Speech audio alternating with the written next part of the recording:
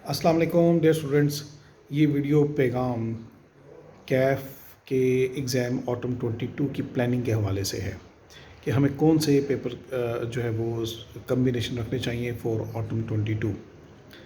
आप में से कुछ स्टूडेंट ऐसे होंगे जो कैफ़ में अभी ऑलरेडी अपेयर हो चुके होंगे मार्च 22 में, और कुछ ऐसे होंगे जो पीआरसी के भी एग्ज़ाम की तैयारी कर रहे होंगे स्टिल, क्योंकि इस दफ़ा मार्च के बजाय अप्रैल में एग्ज़ाम हो रहे हैं पीआरसी के, और they will appear in autumn 22 exam in Kaif. तो इन तमाम स्टूडेंट्स के लिए जो ऑटम 22 की प्लानिंग कर रहे हैं कैफ के एग्ज़ाम के लिए, तो उनके कौन से पेपर के कम्बिनेशन होने चाहिए, इसमें थोड़ा सा मैं आज गाइड करूँगा। ख़ास तौर पे पहले वो स्टूडेंट जो पीआरसी से प्रमोट होकर कैफ में आएंगे, उन्हें कैफ 1 यानी कि FAR 1, कैफ 1 कोड है, पेपर का नाम FAR 1, वो लाजमी पढ़ना है। उसको लाजमी पढ़ने की वजह यह है कि अगर आप वो FAR 1 पढ़ेंगे तो ही आप FAR 2 नेक्स्ट सेशन में पढ़ सकेंगे। और ये अकाउंटिंग की कंटिन्यूटी है, पीआरसी में भी आपने अकाउंटिंग पढ़ी होगी और FAR 1 भी अकाउंटिंग है। मिनिमम 3 पेपर आप सबको देने हैं, कैफ के तमाम स्टूडेंट्स को। इस दफ़ा रूल ऑटम 22 से ये अप्लाई हो जाना है कि मिनिमम नंबर ऑफ़ पेपर 3 होंगे, जो कि मार्च 22 में ये रूल रिलैक्स किया गया था। उस पे 3 पेपर की शर्त ख़त्म कर दी गई थी कि आप 2 भी दे सकते हैं, 1 भी दे सकते हैं, लेकिन इस दफ़ा ऑटम में मिनिमम नंबर ऑफ़ पेपर 3 ही देने हैं। हाँ, ये रिलैक्सेशन अभी ऑटम 22 के लिए भी मौजूद होगी कि आप पेपर ग्रुप ए में से सिलेक्ट करते हैं, ग्रुप बी में से सिलेक्ट करते हैं, कोई भी पेपर आप सिलेक्ट कर सकते हैं। ये रिस्ट्रिक्शन नहीं है जो कि पॉलिसी में, एजुकेशन स्कीम में लिखा हुआ है कि 2 पेपर पास करना ग्रुप ए के ज़रूरी हैं टू अनलॉक ग्रुप बी। लेकिन इस दफ़ा के लिए ये ऑटम 22 के लिए रिलैक्सेशन मौजूद होगी कि आप ग्रुप ए या ग्रुप बी में से कहीं से भी कोई से 3 पेपर सेलेक्ट कर सकते हैं, लेकिन पेपर 3 सेलेक्ट करेंगे। ये रूल ऑटम 22 में अप्लाई होने जा रहा है। तो ये चॉइस नहीं है कि आप 3 से कम सेलेक्ट करें, अनटिल अनलेस कि आपके पेपर ही 3 से कम रहते हैं। तो पेपर 3 सेलेक्ट करने हैं, लेकिन कम्बिनेशन आप ग्रुप ए ग्रुप बी में से कुछ भी बना सकते हैं। तो फिर मैं रिपीट करता हूँ कि जो पीआरसी से आ रहे हैं उनको कैफ 1 ज़रूर देना है। कैफ 1 मैं लाजमी मशवरा दूंगा कि वो लाजमी दें, ताकि आप कैफ 1 का मतलब FAR 1 वो लाजमी दें ताकि आप अगली दफ़ा FAR 2 पढ़ सकें। दूसरा पेपर आप बी लॉ भी ज़रूर पढ़ें, बी लॉ ज़रूर पढ़ें ताकि आप अगली दफ़ा सी लॉ पढ़ सकें। और जब सी लॉ पढ़ें तो आपका बी लॉ आपने ऑलरेडी पढ़ा हो तो काफ़ी आसानी भी हो जाती है कि लॉ की अंडरस्टैंडिंग आपको होना शुरू हो जाती है। और प्लस 2 लॉ के पेपर इकट्ठे करके नेक्स्ट सेशन में देना वो भी एक मुश्किल हो जाता है। तो लॉ का एक पेपर एक सेशन में और लॉ का दूसरा पेपर दूसरे सेशन में आप दे दें तो वो ईजी हो जाएगा। अदरवाइज़ दोनों लॉ एक ही सेशन में पढ़ना, 2 लॉ के पेपर हैं, एक ग्रुप ए में ग्रुप बी में, तो दोनों लॉ के पेपर इकट्ठे पढ़ना थोड़ा सा मुश्किल और चैलेंजिंग हो जाता है। तो इसलिए FAR 1 ज़रूर पढ़ें और लॉ ज़रूर पढ़ें, वो बच्चे जो पीआरसी से प्रमोट होकर आ रहे हैं। बाकी रह गया तीसरा पेपर। तीसरा पेपर में अब 3 ऑप्शन है आपके पास, एक है टैक्सेशन की, एक है कॉस्ट की और एक है MFA की। टैक्सेशन की, कॉस्ट की, टैक्सेशन का कोड कैफ 2, कॉस्ट का कोड कैफ 3 और MFA का कोड कैफ 6। इस दफ़ा चूँकि ये रिस्ट्रिक्शन नहीं है कि ग्रुप बी में से आप पेपर सेलेक्ट नहीं कर सकते हैं, तो MFA भी सिलेक्ट आप कर सकते हैं। इन तीनों में से कोई एक पेपर आप रख सकते हैं, टैक्सेशन भी, कॉस्ट भी, MFA भी, तीनों में से कोई पेपर आप रख सकते हैं। लेकिन अगर कंपैरिजन मुझसे पूछेंगे तो कंपैरेटिवली जो है वो MFA इनमें से आसान पेपर है। कॉस्ट में काफ़ी सारी कैलकुलेशंस हैं, लेकिन इंटरेस्टिंग भी है। कॉस्ट का पेपर अब वो नहीं है जो उस तरह से साल पहले होता था, मतलब सिलेबस काफ़ी रिड्यूस भी हुआ है। तो कॉस्ट भी रख सकते हैं, MFA भी रख सकते हैं और टैक्सेशन भी रख सकते हैं।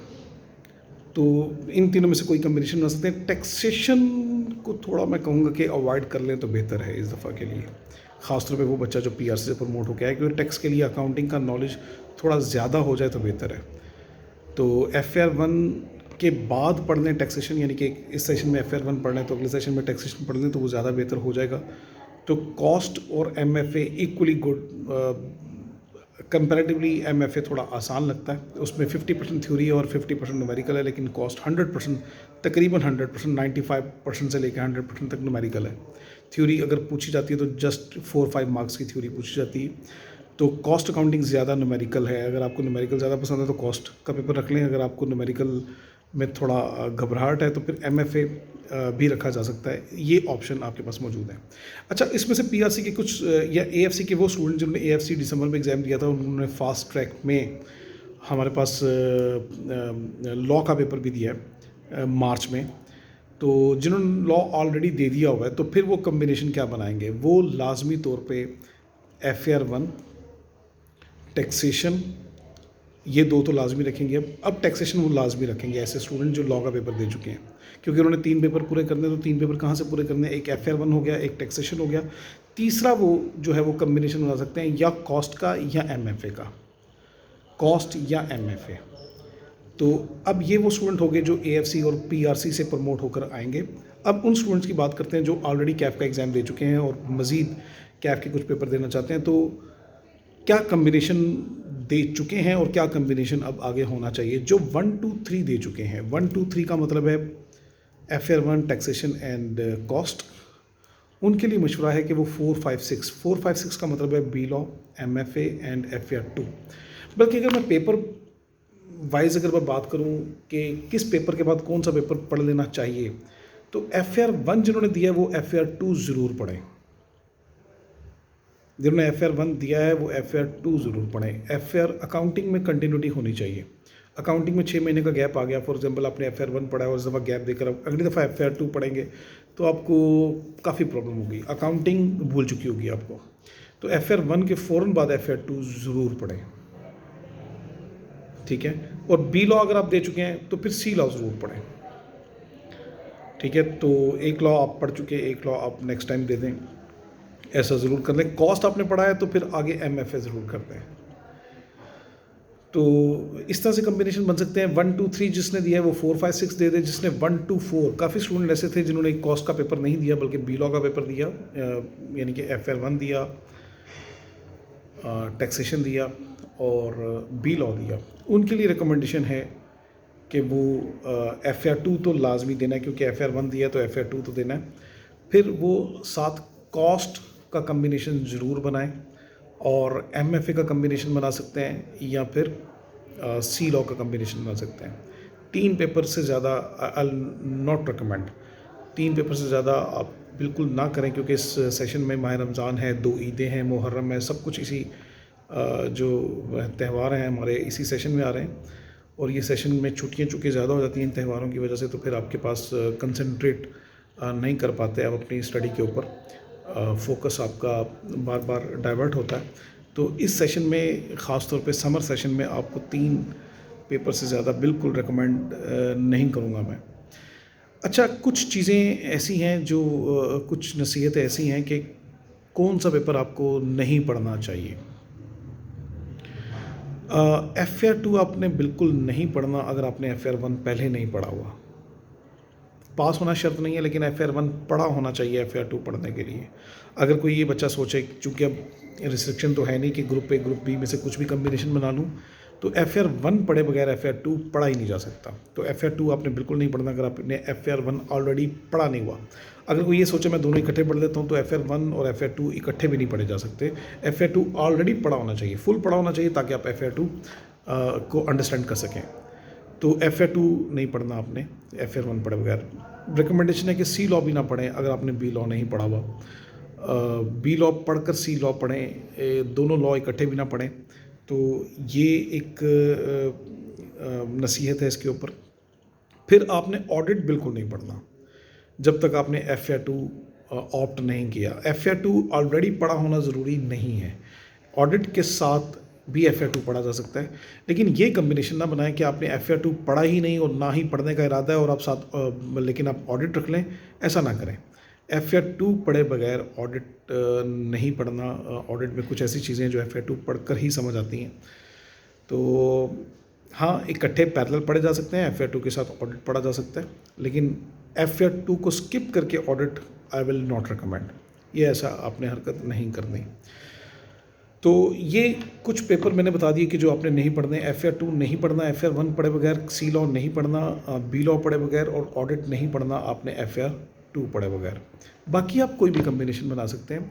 टैक्सेशन भी जैसे मैंने आपको बताया कि ग्रुप ए में वो बेहतर है कि FR1 के बाद पढ़ी जाए, लेकिन FR1 के साथ भी पढ़ी जा सकती है, लेकिन FR1 के बाद पढ़ना ज़्यादा एक बेहतर स्ट्रेटजी होगी, क्योंकि अकाउंटिंग का काफ़ी सारा उसमें यूज़ है टैक्सेशन में। तो मैं रिपीट करता हूँ कि कौन कौन से कम्बिनेशन आपने ऑलरेडी बनाए थे, तो आगे कौन कौन से कम्बिनेशन बन सकते हैं। 1 2 3 अगर आपने दिया है, तो मैं अब कोड्स की बात कर रहा हूँ। 1 2 3 अगर आपने दिया है तो 4 5 6 आपको दे देना चाहिए, लेकिन अगर आपने 1 2 4 दिया है तो आपको 3 5 6 3 5 6 यही कम्बिनेशन आपका बनेगा। और